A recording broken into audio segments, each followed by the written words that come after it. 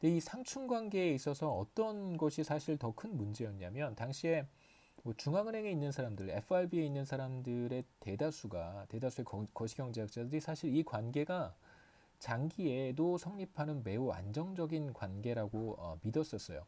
그러니까 이게 데이터에서 관찰되는 현상인데 이걸 어, 이 현상이 그 지속적으로 유지가 될 수도 있고 그렇지 않을 수도 있는데 이 관계가 지속적으로 유지가 될 수 있다고 믿었던 것이죠.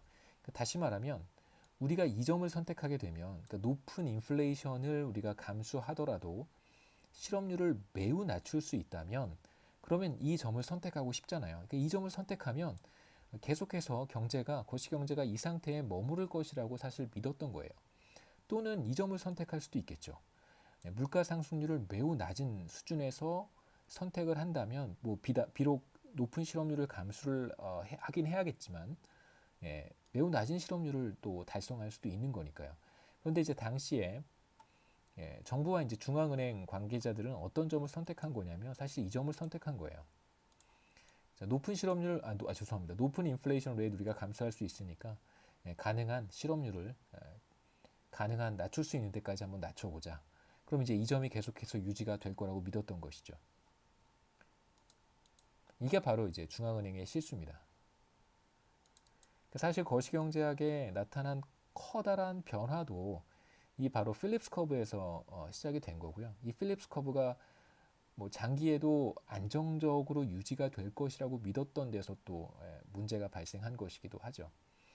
자, 이제 세로축을 명목임금 상승률이긴 하지만 이걸 우리가 인플레이션으로 바꿔서 표시를 하고요. 결국 뭐 당시에는 데이터가 인플레이션 레이시라고 하는 데이터가 뭐 그 활용하기 어려운 상황이었기 때문에 이제 필립스가 명목임금 상승률을 쓴 거니까요. 그다음에 이제 가로축엔 이게 뭐 우리가 앞서서는 GDP 갭이라고 하는 것을 필립스 커브라고 얘기를 했지만 그게 이제 뉴 케인지언 필립스 커브고요. 원래 오리지널 필립스 커브에서는 이쪽에 실업률이 나오게 되어 있어요. 그래서 아까 제가 말씀드렸던 것처럼 이 둘 사이에 네거티브 릴레이션십이 성립하고 어떤 자연 실업률 수준을 우리가 생각해 볼 수 있겠죠. 보통 이제 실업률은 자연 실업률 근처에서 왔다 갔다 하니까요. 자연 실업률보다 높아질 수도 있고 자연 실업률보다 떨어질 수도 있고 뭐 우리가 자연 실업률이라고 하는 것은 포텐셜 GDP에 대응하는 그런 개념의 실업률이라고 생각할 수 있습니다. 자, 그래서 중앙은행은 이 점을 선택한 거예요. 중앙은행은 이제 비교적 높은 인플레이션을 감수하더라도 실업률 갭을 낮출 수 있다고 믿었던 것이죠. 이제 문제는 뭐냐면 필립스 커브라고 하는 것이 처음에 데이터로부터 나온 결과란 말이에요. 근데 이게 사실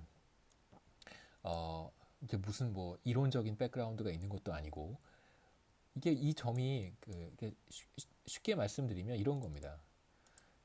지난 뭐 몇 년 동안 지난 뭐 한 20년, 30년 동안의 데이터를 이렇게 관찰했더니 뭐 이런 관계가 나타나는 거예요.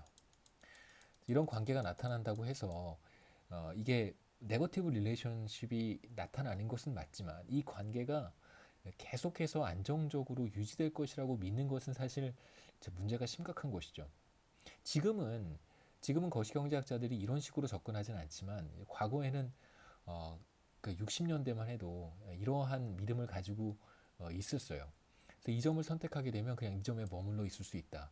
그런데 거시경제라고 하는 것은 뭐 이게 뭐 그냥 어떤 시스템이 아니라 실제로 무수히 많은 기업들과 무수히 많은 소비자들과 가게와 여러 사람들이 의사결정을 해서 나타나는 결과물이 바로 우리가 보고 있는 거시경제 데이터란 말이에요.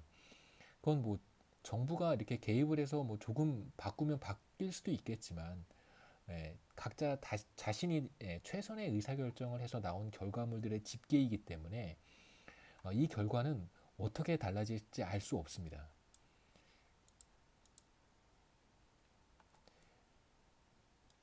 자, 뉴케인지안 필립스 커브랑 이제 기대 인플레이션에 대한 이야기를 여기서 해야 되는데요. 사실 어, 당시에 이제 그 케인지언의 전통을 계속해서 케인지언들이죠. 이제 케인즈와 존 메이나드 케인즈와 이제 케인지언들, 케인즈의 어떤 이론적인 그 추종자들이라고 할 수 있는 사람들이 이제 거시경제학이라고 하는 것을 사실상 장악을 한 상태였고요. 60년대까지. 케인즈의 시대였다라고 해도 과언이 아닙니다.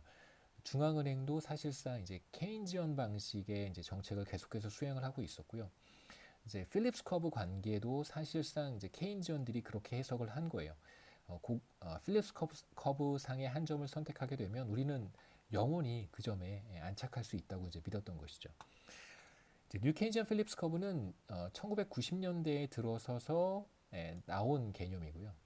우리가 먼저 이렇게 생긴 뉴 케인지언 필립스 커브부터 봤지만, 자, 우선 몇 가지 제가 한번 변형을 뉴 케인지언 필립스 커브에 한번 도입해 보겠습니다. 자, 이제 GDP 갭 대신에 우리가 실업률 갭으로 표현할 수 있는데요. 이건 뭐 굉장히 간단합니다. 실업률 갭과 GDP 갭 사이에 어떤 관계가 있잖아요. 그걸 우리가 오큰의 법칙, 오큰스 로우라고 불렀는데, 그냥 간단하게 GDP 갭 대신에 실업률 갭으로 쓸 수 있고요. 이제 GDP 갭과 실업률 갭 사이에는 서로 반대 방향, 네거티브 릴레이션십이 있으니까 보통 GDP 갭이 0보다 크면 실업률 갭은 마이너스가 되겠죠. 왜냐하면 실업률은 자연 실업률 밑으로 떨어질 테니까. 그래서 이 둘 사이엔 네거티브 릴레이션십이 있어서 갭만은 뭐 그냥 어떤 파라미터고요. 그래서 실업률 갭으로 표현할 수 있습니다. 자, 이제 람다를 0이라고 한번 해보죠. 그래서 적응적 기대는 우리가 생각하지 않고요. 사실상 중요한 것은, 그러니까 기업들이 가격 결정을 할 때 사실상 중요한 것은 바로 미래에 예상되는 인플레이션 레이트에 대한 기대 형성이다라고 우리가 보는 거예요. 그래서 이 텀을 편의상 제가 그냥 다 쓰면 귀찮아서 파이에 2라고만 썼습니다. 그래서 지금 결정되는 인플레이션 레이트라고 하는 것은 기대 인플레이션 마이너스 실업률 갭이다. 이게 바로 이제 오리지널 필립스 커브의, 여러분 제가 지금 조금 전 슬라이드에서 보여드렸던 오리지널 필립스 커브의 기대 형성만을 집어넣은 거예요. 자, 그런데 한 가지 여기서 중요한 차이점은 그 앞서 슬라이드에서 봤던 바로 요 그림이요. 자, 요 그림에서는 자, 이 절편이 사실상 중요하겠죠. 요 점. 자연 실업률 수준에 대응하는 인플레이션 레이트라고 하는 게 상당히 중요한 의미를 이제 가질 수 있어요. 자, 이 인플레이션은 뭐라고 생각했냐면 적응적 기대, 우리가 앞서 봤던 어답티브 익스펙테이션에 의해서 어답티브 익스펙테이션의 영향을 받는다고 봤기 때문에 사실상 케인지언들이 가지고 있었던 인플레이션에 대한 이해는 이런 형태가 아니고요. 자, 여기에 미래에 대한 기대가 들어가 있는 것이 아니라 바로 전기의 인플레이션, 어답티브 익스펙테이션 형태의 전기 인플레이션 파이 t-1이 들어가 있었다고 생각하시면 됩니다. 제가 여기서 하이라이트 하고 싶은 건 뭐냐면 전기의 인플레이션이 들어가지 않고 우리가 이것을 자, 람다를 1이라고 하면 익스펙테이션이 사라지고 전기의 인플레이션이 남겠지만 지금 우리는 람다를 0이라고 두고 전기의 인플레이션을 없애고 미래의 인플레이션에 대한 기대 형성을 사실상 더 비중 있게 중요하게 생각하는 것입니다. 그러니까 그 두 개의 차이가 그러니까 요 하나의 차이죠. 이 두 가지 비교를 하려고 하는 파이 t와 파이 t-1의 실업률 갭이라고 하는 이것과, 자, 이게 이제 케인지언 스타일의 필립스 커브고요. 그 다음에 지금 우리가 여기에 기대 형성이라고 하는 미래에 형성될 것으로 예상이 되는 인플레이션, 죄송합니다. 미래에 실현될 것이라고 예상이 되는 인플레이션에 대한 기대, 이걸 이제 파이 2라고 썼는데 이 하나의 차이가 이 둘의 그 중앙은행의 어떤 정책에 매우 중요한 차이를 만들어낼 수 있다는 것을 제가 보여드리겠습니다.